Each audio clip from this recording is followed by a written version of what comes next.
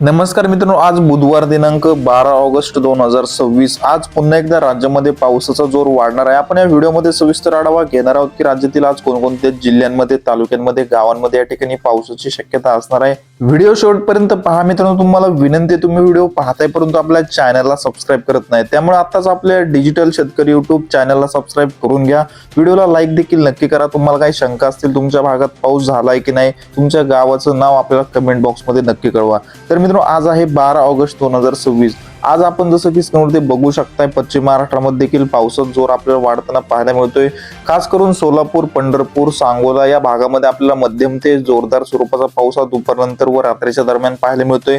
तसेच सांगली, सातारा, कोल्हापूर या जिल्ह्यामध्ये देखील मध्यम ते हलक्या स्वरूपाच्या पावसाची शक्यता आज आपल्याला पाहायला मिळते.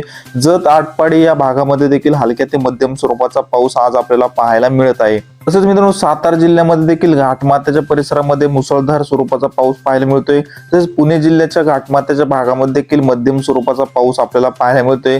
दौंड, श्रीगोंदा या ठिकाणी, कर्जत असेल, करमाळा या ठिकाणी, बारामती, फलटण, लोणंद, अकलूज या भागामध्ये देखील हवामान ढगाळ आहे व मध्यम ते जोरदार स्वरूपाचा पाऊस देखील आपल्याला पाहायला मिळत आहे. एकंदरीत पश्चिम महाराष्ट्राचा विचार जर केला तर पश्चिम महाराष्ट्रामध्ये कालच्या तुलनेमध्ये आज पुन्हा एकदा पावसाचा जोर आपल्याला वाढताना पाहायला मिळतोय.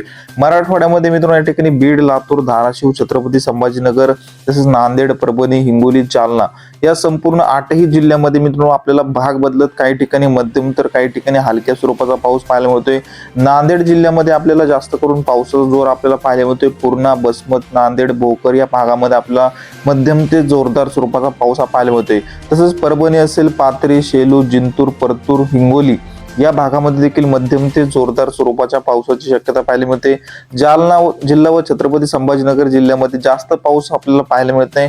हलक्या ते मध्यम स्वरूपाचा पाऊस काही भागामध्ये तुरळक ठिकाणी पाहायला मिळतोय. तसेच बीड, चौसाळा, केज, कळंब, भूम, परांडा, वाशी या ठिकाणी, धाराशिव असेल, तसेच तुळजापूर या ठिकाणी, औसा, लातूर, निलंगा, उदगीर या ठिकाणी, अहमदपूर या भागामध्ये आपल्याला मध्यम ते जोरदार स्वरूपाचा पाऊस पाहायला मिळत आहे. मित्रांनो, एकंदरीत मराठवाड्याचा विचार केला तर आज मराठवाड्याच्या 8ही जिल्ह्यामध्ये भाग बदलत काही ठिकाणी मध्यम तर काही ठिकाणी जोरदार अशा स्वरूपाचा पाऊस पाहायला मिळतोय.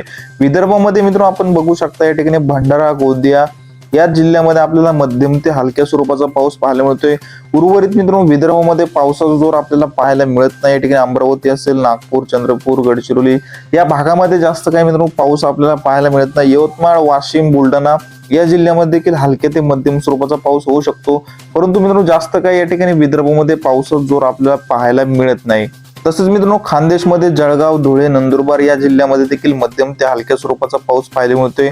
जळगाव जिल्ह्यामध्ये जास्त करून आपल्याला जामनेर या भागामध्ये मुसळधार स्वरूपाचा देखील पाऊस आपल्याला पाहायला मिळत आहे. तसेच या ठिकाणी मित्रांनो जर कोकणपट्टीमध्ये जर पाहिलं तर रत्नागिरी, रायगड, सिंधुदुर्ग, मुंबई, कल्याण, डोंबिवली, ठाणे, पालघर या मुंबई या संपूर्ण मित्रांनो समुद्र किनारपट्टीच्या भागामध्ये हलक्या ते मध्यम स्वरूपाचा पाऊस आपल्याला पाहायला मिळतोय.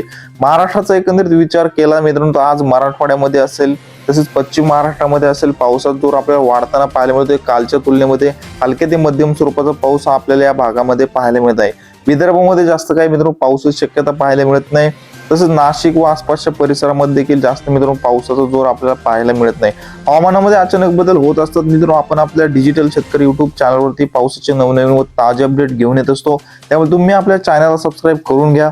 व्हिडिओला लाईक नक्की करा मित्रांनो. धन्यवाद.